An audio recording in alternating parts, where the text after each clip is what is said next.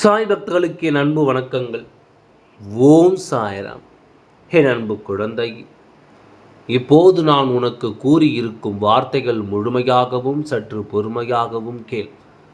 உன்னை சுற்றியுள்ள மாயைகள் விலகி உன் வாழ்வில் புது வெளிச்சம் ஒளிர். இன்று நீ அலட்சியப்படுத்தப்பட்ட நீ நாளை அனைவருக்கும் முக்கியமான ஆளாக முன்னேற்றம் அடைவாய். யாரெல்லாம் உன்னை ஒதுக்கி வைத்தார்களோ அவர்களே உன்னை தேடி வந்தும் உன் சந்திப்புக்காக காத்திருக்கும் காலம் உருவாகப் போகிறது. உன் தன்மானத்தை நீ இழக்காமல் உறுதியோடு முயற்சி செய்து கொண்டே இரு. உன் முயற்சிக்கான அத்தனையும் 100 மடங்கு பலன் பெறும். அதற்கான காலம் வந்துவிட்டது. இந்த உலகில் எத்தனையோ ஜீவராசிகள் எதுவும் மாய வலையில் சிக்காமல் இருப்பதில்லை. இந்த உலகில் நீ எதை நினைத்து அதன்படி வாழ்ந்தாலும் மாயை இடைத்தரகராக வந்து உன்னை அழைக்கழிக்கும். எல்லா காலகட்டத்திலும் மாயைக்கு இயற்கை துணையாகவே நிற்கும். நீ நல்லது செய்து கெட்டது செய்து நல்லதாக முடிவது மாயை சக்தியால் தான் நடக்கிறது. மாயை சக்தி இந்த உலகில் பரவிதான் இருக்கிறது.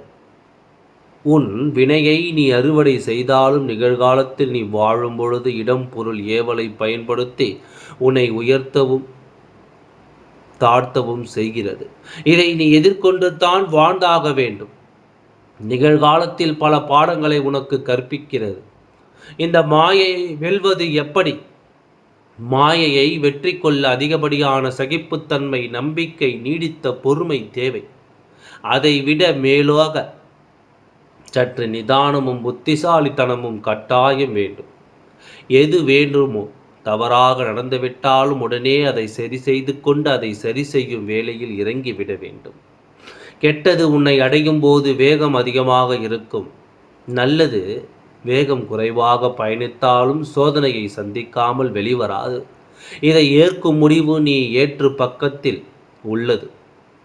எனவே எது நடந்தாலும் நீ மனதார ஏற்றுக்கொள். மனதில் எதையும் தாங்கி சோகத்தில் மூழ்காமல் அதனோடு பயணிப்பதே மாயை. எதிர்கொள்ள சிறந்தது வருவதை ஏற்று மனதில் பொறுமையை உருவாக்கி மனதை அமைதி பெறுவது மாயையை வெல்வாகும்.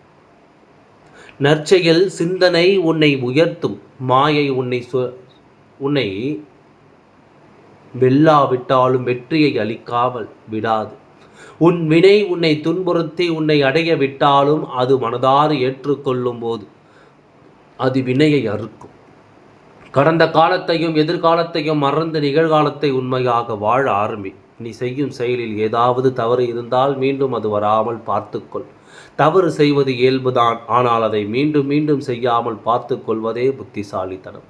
பிறகு உன்னால் படும் வேதனையை உனக்கு வினையாக தொடர்ந்து மாயையில் சிக்க வைக்க பொறுமையும் நிதானமும் எப்போதும் அவசியம். இதைவிட மிகப்பெரிய சகிப்புத்தன்மை கொண்டவன் மாயை வென்று விடுவான். உன்னை சுற்றி இருப்பவர்கள் எல்லாம் உனக்கு எதிரானவர்களாகவும் உன்னை சுற்றி எப்பொழுதும் உனக்கு எதிராகவே நடப்பதை போன்றும் ஒரு மாயையான தோற்றத்தை இந்த மாயை உருவாக்கும். உன் மனம் நம்பிக்கை இழந்து வலுவிழந்து செல்லும் எண்ணங்களை இந்த மாயை உருவாக்கும். சரியா தவறா என்று தவறை நீ சரி என்று காட்டும் சரியான வழிகளில் நீ செல்வதை தடுக்கும். ஓம் சாய்ராம். நன்றி, வணக்கம்.